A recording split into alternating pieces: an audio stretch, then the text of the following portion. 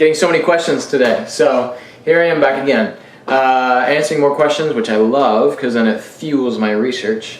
So getting a lot of questions about, there's a lot of confusion about amperage.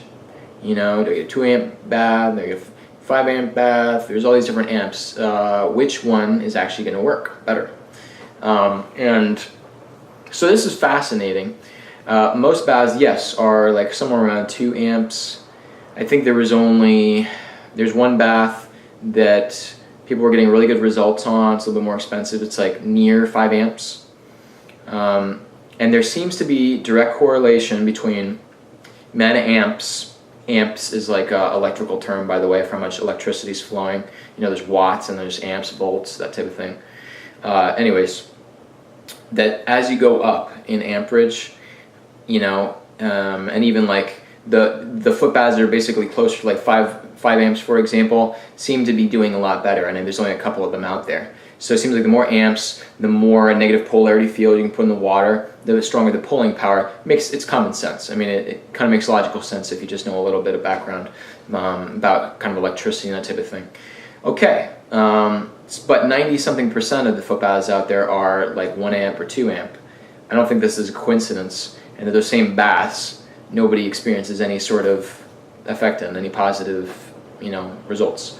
So there is, now this is interesting, there is a foot bath out there that I know about that's newer on the market, like in the last year or so, and they do 12 amp and 15 amp and even have power supply for higher, which is basically like 2 to 3 times what a couple of the more expensive and more effective foot baths out there are. And with this newer one, they seem to be getting crazy results, like crazy pulling power. In fact, I have this video that I took of me testing this one out, and you can see basically all the crap, you know, that floats in the water and all the oxidation, all that kind of stuff. You can actually see like a swirling pattern going like this on the top of the surface of the water, making a movement. But there's no jets in there. This is not a blender. What is it? So electrical fields and polarity, negative polarity, actually has its own spin. It's actually a field, a spinning field, electromagnetic field.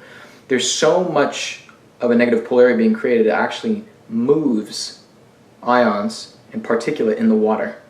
Crazy. I've never ever put my foot in even the other top foot baths and actually had a spin on the top of the surface of the water. It's completely created by a negative polarity field. So, and I gotta say, I mean, I felt a lot better after that one. I mean, that one that I've tried maybe now like 3 times, I get way more surges of energy. I can feel it much more, which makes sense, I guess. You know, it's like twice the pulling power or whatever, or 3 times the pulling power. So anyways, back to amps. So yeah, amps can really affect your healing experience.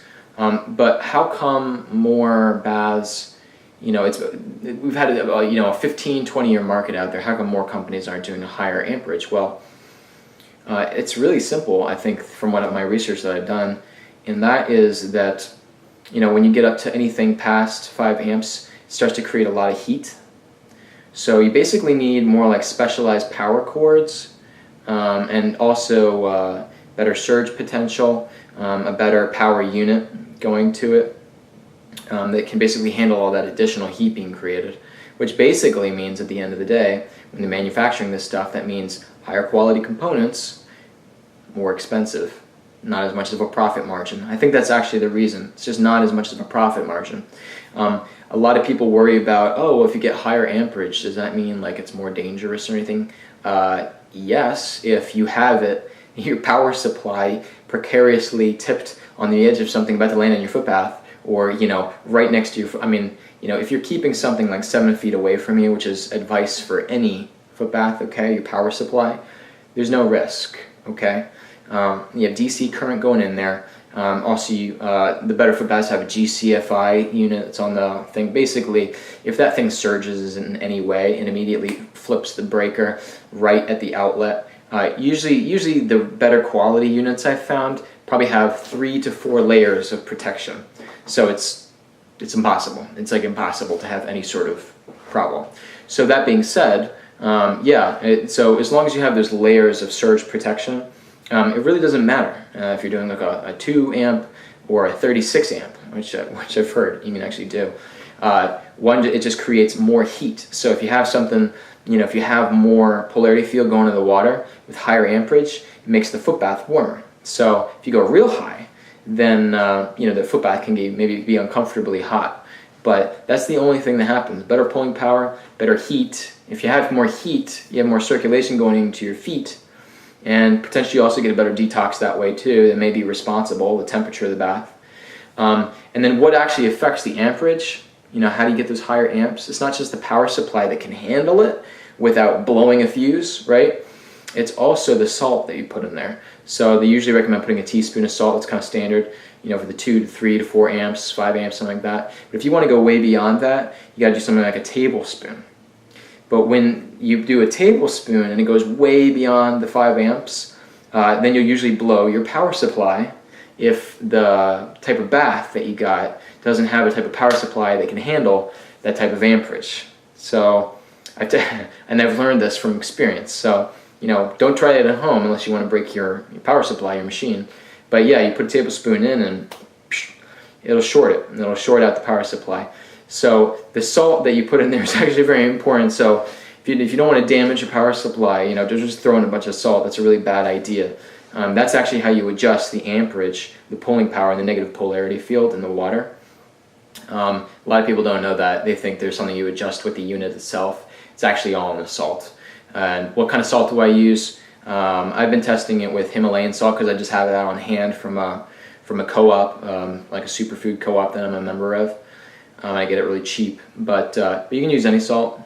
Don't worry about it. Sea salt's probably the best, a little bit more trace minerals or whatever. But anyways, there's a lot of information. If you guys have any questions about amperage, pulling power, salts, whatever, I don't know. Or you want me to check out one of the power cords on the, like the components on some of these other machines. I've been looking into all that. A lot of them are cheap Chinese components, by the way. That's why they can't handle higher amperage. But basically, yeah, that's what you want, it seems like, for a better detox experience. And so far, that's what I'm personally experiencing myself, a better effect with higher amperage. So anyways, thanks for listening. Give me a call.